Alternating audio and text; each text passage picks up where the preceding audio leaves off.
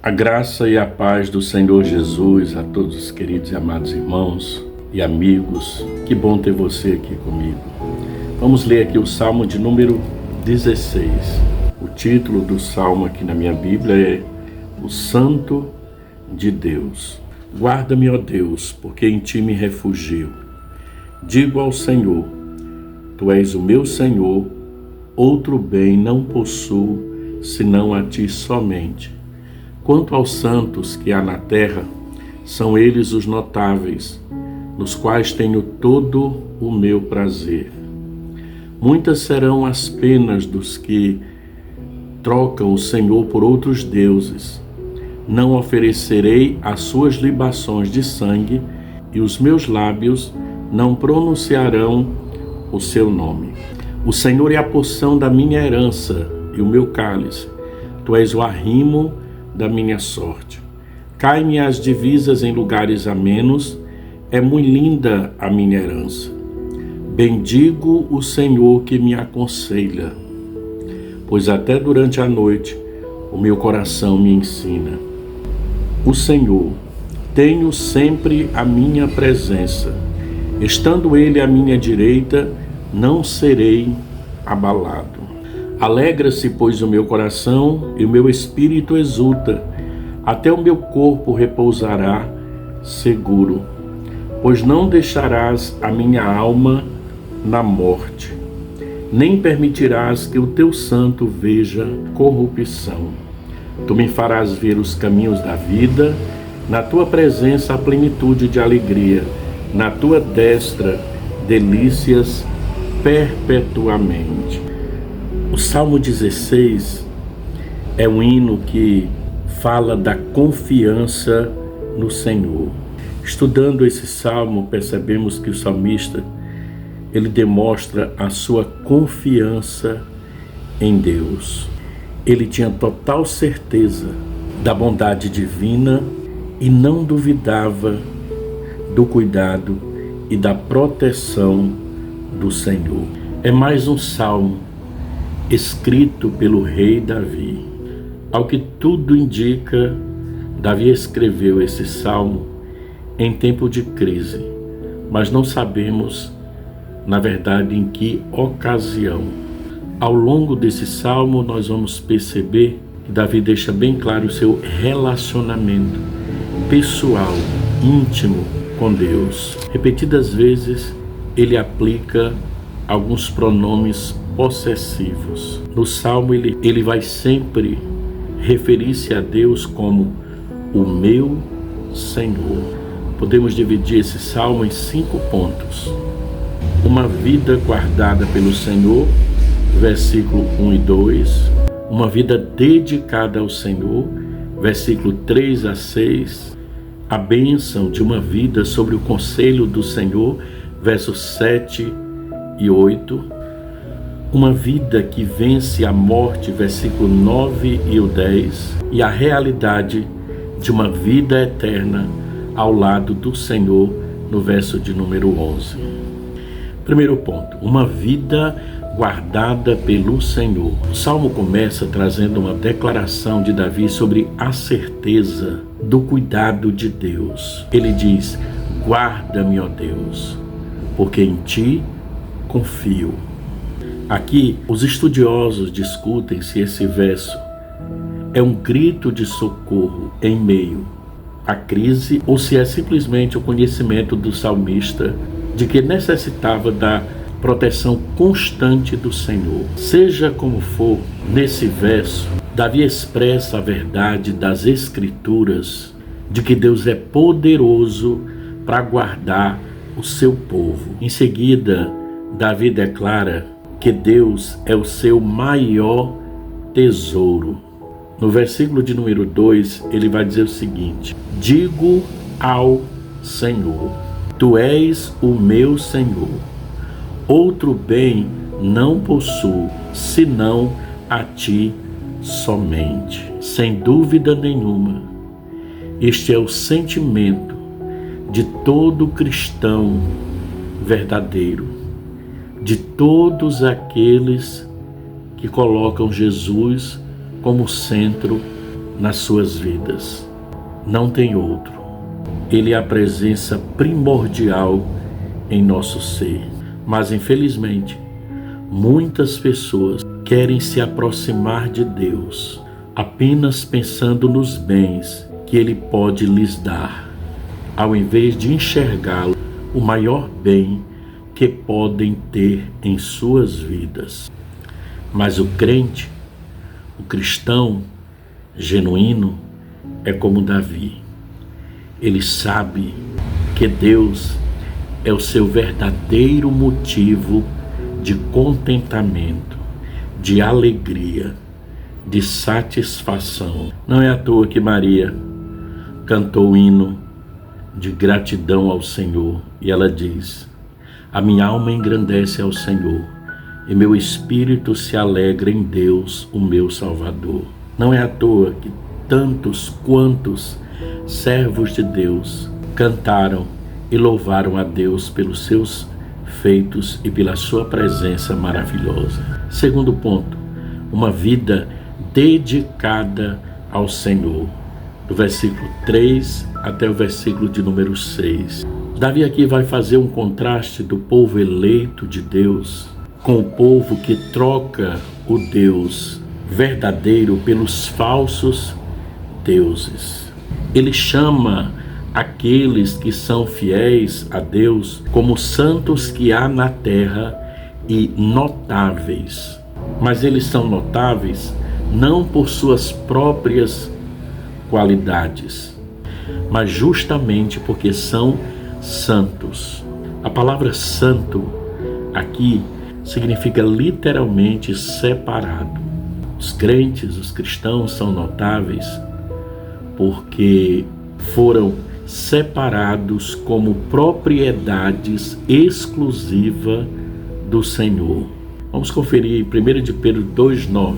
Diz assim: vós, porém, sois raça eleita, sacerdócio real, nação santa, povo de propriedade exclusiva de Deus, a fim de proclamardes as virtudes daquele que vos chamou das trevas para a sua maravilhosa luz. Propriedades de Deus, adquiridas por um sacrifício único, perfeito, através de um cordeiro imaculado, sem mancha, que foi imolado na cruz do Calvário, chamado Jesus Cristo. Pelo sangue dele, nós fomos comprados e somos propriedades exclusivas de Deus.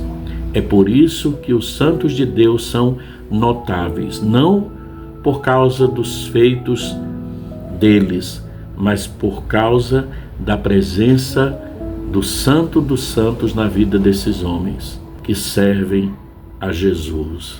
Porém, o salmista diz que aqueles que rejeitam a Deus, que trocam a verdade de Deus pela mentira dos falsos deuses, sofrerão grandes penas. Naquele tempo, Israel sempre tinha que lidar com o perigo da falsa adoração. As nações vizinhas tinham os seus falsos deuses e frequentemente acabava que alguns dos israelitas entravam por esse caminho da idolatria.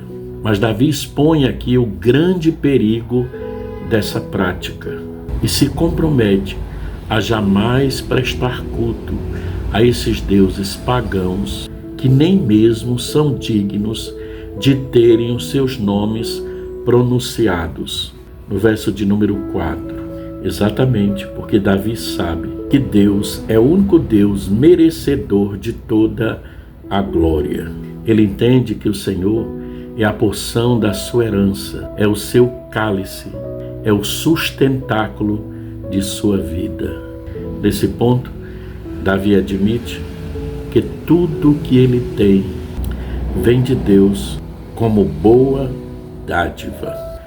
Por isso ele diz no versículo de número 6, finalzinho do versículo: é muito linda a minha herança. Terceiro ponto, uma vida sobre o conselho do Senhor.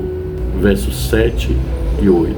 Na sequência do versículo 7, Davi vai dizer que o Senhor é quem o aconselha. Inclusive, ele declara aprender do Senhor até durante a noite. No versículo 7, até durante a noite o meu coração me ensina.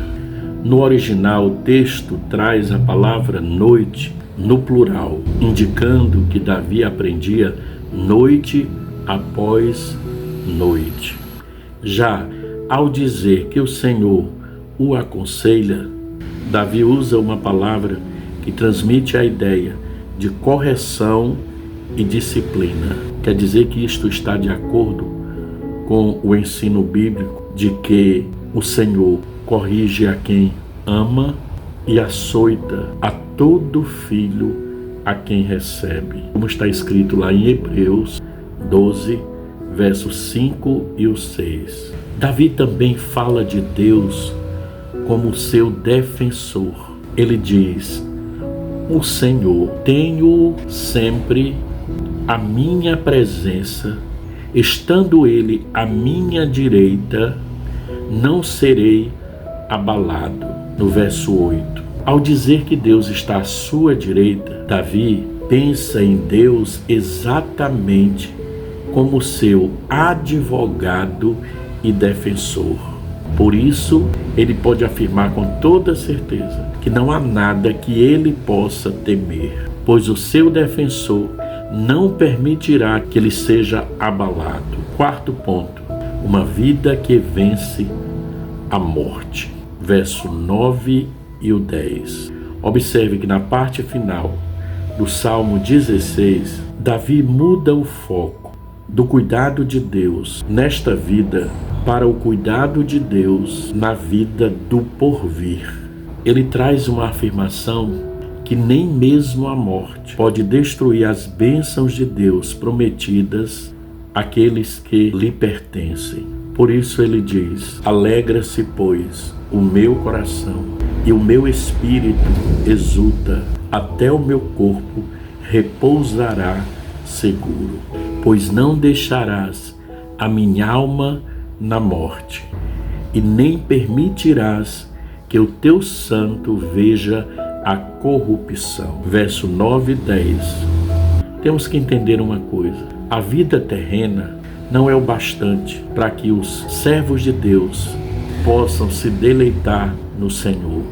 Deus tem promessa ainda maiores na vida por vir, que poderá ser desfrutada por toda a eternidade.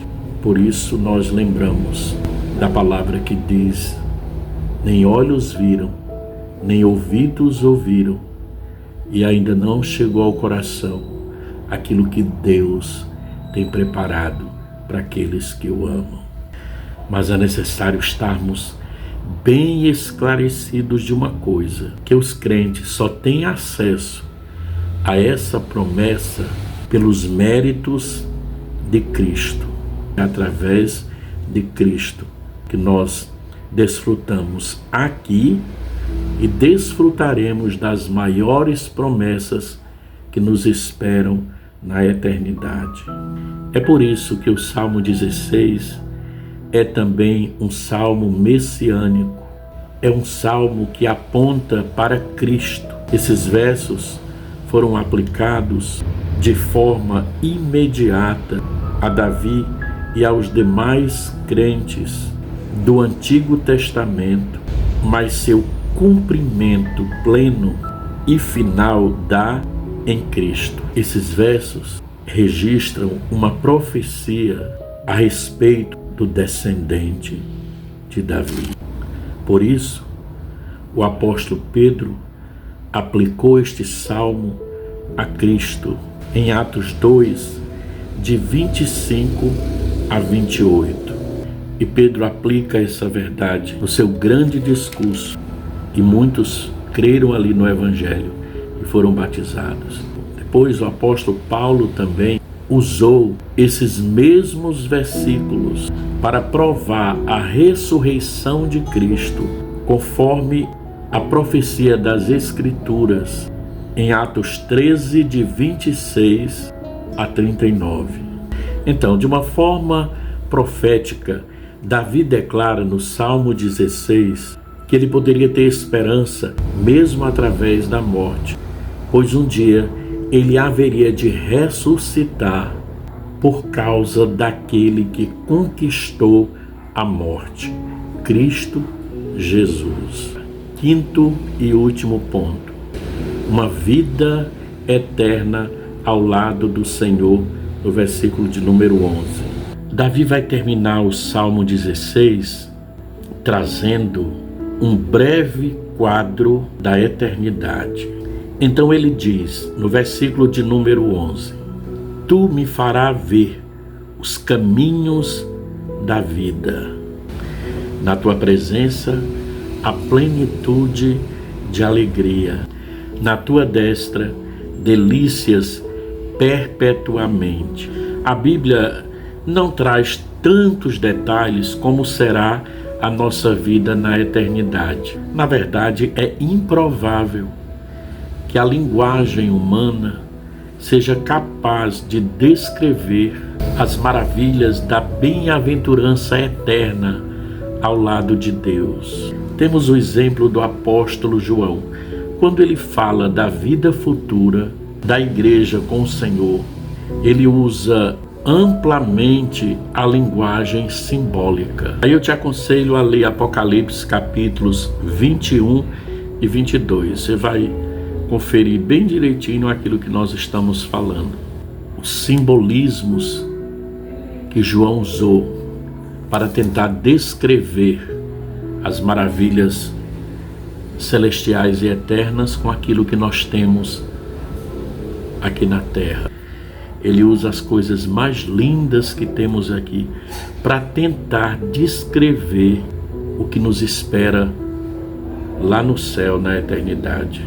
Mas o que de fato é mais importante, nós sabemos: na eternidade nós estaremos para sempre na mais íntima comunhão com Deus, perpetuamente diante da sua presença. Como diz o salmista, ali haverá plenitude de alegria sem fim.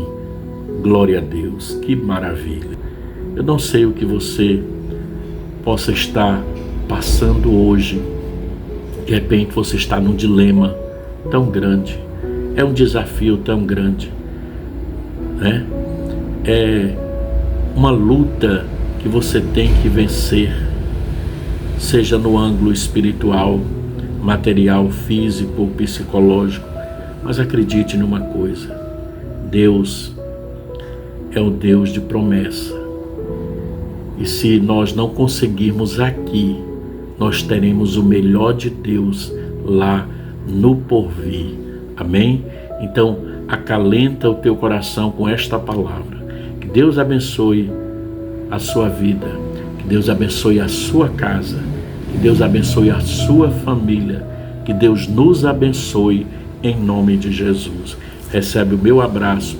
Muito obrigado por estar comigo, compartilhando e recebendo e meditando esta palavra maravilhosa. Fica na bênção. Feliz Natal. Paz.